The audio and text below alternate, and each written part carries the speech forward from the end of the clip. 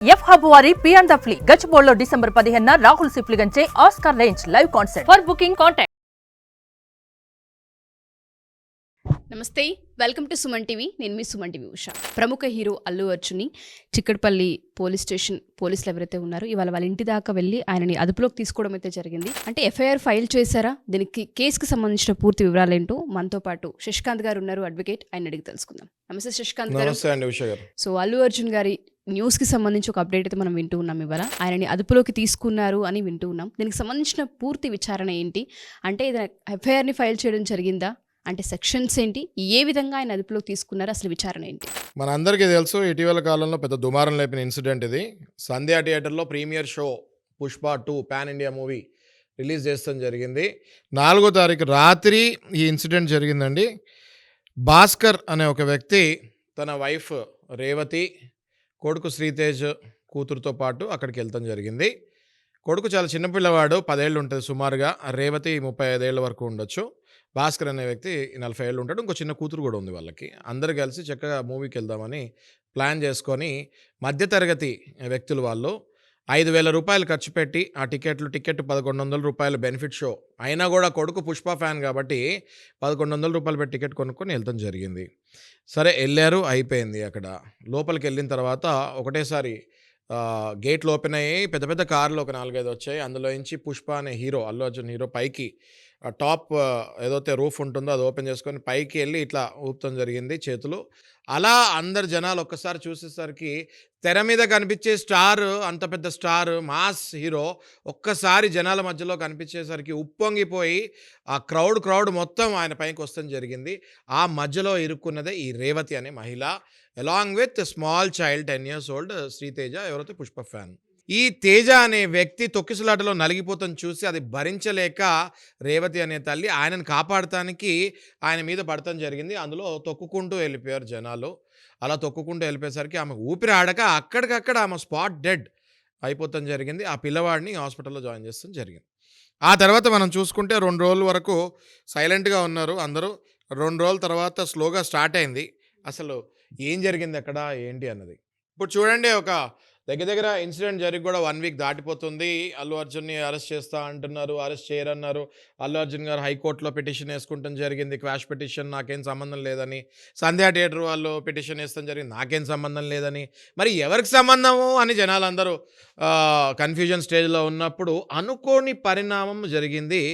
అదే అల్లు అర్జున్ని task force police వాళ్ళు ఇంటి దగ్గర నుంచి అరెస్ట్ చేసి చిక్కడపల్లి పోలీస్ స్టేషన్కి తరలిస్తాం ఇప్పుడే జరిగింది. మన చేతిలో ఇప్పుడు ఎఫ్ఐఆర్ కూడా ఉంది. ఎఫ్ఐఆర్ కనుక మనము చూస్తే ఉషా గారు, ఇందులో సెక్షన్స్ మనం కనుక చూస్తే బిఎన్ఎస్ కొత్త చట్టం వచ్చింది, భారతీయ న్యాయ సంహిత అని. అందులో 105(118) sub clause 1 red with 3 sub clause 5 BNS అని ఉంది. అంటే ఇది మనం చూసుకుంటే 105, 118, 35 ఇవన్నీ కూడా ఏంటి అంటే 105 తీసుకుంటే ఇదే క్రూషియల్ సెక్షన్ అంటారు దీన్నే. ఇది ఏంటి అంటే culpable హోమోసైడ్ not amounting to murder but causing death. అంటే మనిషి చనిపోతాడు కానీ అది మర్డర్ కిందకి రాదు, కానీ అది కల్పబుల్ హోమోసైడ్ కిందకి వస్తుంది. లీగల్ టర్మినాలజీ అండి. కల్పబుల్ హోమోసైడ్ అంటే it is a kind of a death but not amounting to murder అన్నాడు. అంటే మర్డర్ చేయలేదు కానీ అక్కడ మనిషి మాత్రం చనిపోతాం జరిగింది. దాన్నే culpable హోమోసైడ్ not amounting to murder అంటారు. అట్లాగే 118 అంటే జనాలతో పాటు బౌన్సర్లతో పాటు వెళ్ళిపోతాం, బౌన్సర్ల చేతిలో ఏదైనా స్టిక్స్ అదైనా ఉండొచ్చు, ఆయుధాలతోటే అన్నట్టు అది. ఇంకోటి 35 అంటే జాయింట్, అంటే అది ఓన్లీ అల్లు అర్జున్ ఒక్కడే చేసింది కాదు. అల్లు అర్జున్ అండ్ స్టాఫ్ ఏదైతే మైత్రి మూవీస్ ఉన్నారో అట్లా అంత ఒక గ్రూప్ ఆ సినిమాకి కారణం కాబట్టి జాయింట్ క్రైమ్ అన్నట్టుగా పేర్కొనడం జరిగింది. ఇది కాగ్నిజెంట్ అండి. ఉషా గారు ఎప్పుడు చెప్తున్నట్టు మీకు ఇది కాగ్నిజెంట్ ఆఫెన్స్. కాగ్నిజెంట్ ఆఫెన్స్ అంటే ఇవన్నీ కూడా 7 ఏళ్ల పైన పడే శిక్ష. 7 ఏళ్ల పైన పడే శిక్షకి బెయిల్ ఉండదు. నాన్ బెయిలబుల్ వారెంట్ అంటారు. కంపల్సరీ రిమాండ్కి పంపించే సెక్షనే ఈ 105. అర్థమవుతుంది కదా మీకు. 41A నోటీస్ బిలో 7 years అయితే అల్లు అర్జున్కి 41A నోటీస్ ఇచ్చి పంపించేసేవాళ్ళు. కానీ ఇందులో 105 అనేది నాన్ బెయిలబుల్ ఉంది కాబట్టి సెక్షను కంపల్సరీ అల్లు అర్జున్ గారిని రిమాండ్కి పంపిస్తారని నేను అనుకుంటున్నాను. ఓకే. అయితే మనం అందరం చూస్తే ఇప్పుడు ఆయన ఒక లెటర్ కూడా రాస్తాం జరిగింది. కంప్లైంట్ ఇచ్చేటప్పుడు యాజ్ ఎ ఫార్మాలిటీ రాయాలి రేవతి కాబట్టి హస్బెండ్ రేవతి వాళ్ళ హస్బెండ్ అండి, భాస్కర్ ఆయన పేరు. To the inspector of police చిక్కట్పల్లికి ఆయన ఏం రాశారంటే, పలానా నా పేరు భాస్కర్, 40 ఏళ్ళు, ప్రైవేట్ ఎంప్లాయీ, నేను దిల్సుఖ్ నగర్లో ఉంటాను. ప్రీమియర్ షో చూస్తానికి 4వ తారీఖు రాత్రి 4 టికెట్లు కొనుక్కొని అక్కడికి వెళ్తాం జరిగింది. కరెక్ట్గా 9:40 PM అంటే 9:40 రాత్రి ఆ ప్రాంతంలో సడన్గా ఒకటేసారి కార్లు వస్తాం జరిగాయి. ఆ కార్లో అల్లు అర్జున్ హీరో మనకు అందరికీ కనపడడం జరిగింది. క్రౌడ్కి ఆ హీరో ఒక్కసారి కనపడేసరికి అందరూ ఒకటేసారి పరిగెత్తడం జరిగింది. అలా పరిగెత్తే క్రమంలో నా భార్య రేవతి ఊపిరాడక తొక్కిసలాటకి గురైంది. భార్యతో పాటు నా కొడుకు ఎవరైతే శ్రీతేజ్ ఉన్నాడో ఆయన కూడా తొక్కిసలాటకి గురవుతాం జరిగింది. వెంటనే నా భార్యను అక్కడి నుంచి హాస్పిటల్కి తీసుకెళ్తాం కూడా జరిగింది. కానీ అప్పటికే డిక్లేర్డ్ డెడ్ అని చెప్తాం జరిగింది. మా అబ్బాయి మాత్రం హాస్పిటల్లో చికిత్స చెందుతున్నాడు. ముందు జాగ్రత్తలు లేకుండా ఇలాంటి ప్రీమియర్ షో కండక్ట్ చేస్తే మాలాంటి ప్రాణాలు ఇలా కోల్పోతాయి, తగిన న్యాయం చేయండి అని ఆయన హస్బెండ్ ఎంతో రోధిస్తూ బాధిస్తూ కంప్లైంట్ ఇస్తాం జరిగింది. ఓకే.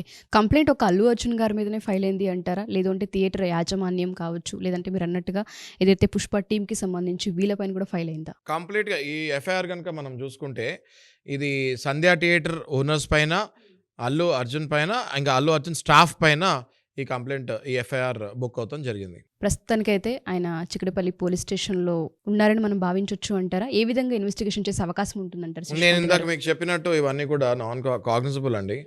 మోస్ట్ సివియర్ సెక్షన్స్ ఉంటాయి ఇందులో. 7 years ప్లస్ అంటే ఇవన్నీ కూడా 10 years జైలు పడే అవకాశం ఉన్న సెక్షన్స్ ఇవన్నీ కూడా. అయితే ఏదైనా కూడా ఫస్ట్ రిమాండ్కి తరలించాలి. రిమాండ్కి తరలించిన తర్వాత మళ్ళీ ఈయన బెయిల్ అప్లై చేసుకొని బెయిల్ వచ్చే ఛాన్సెస్ ఉంటాయి.